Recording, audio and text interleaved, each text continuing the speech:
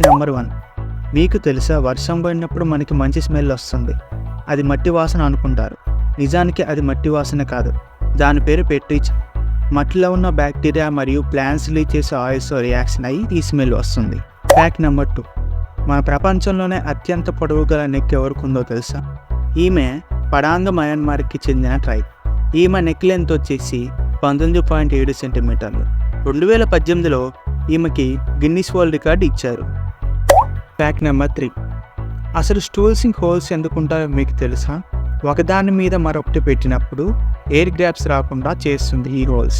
మరియు ఎవరైనా బరువైన వ్యక్తి స్టూల్ మీద కూర్చుంటే వారి బరువు ఒకే చోట పడి స్టూల్ విరిగిపోతుంది.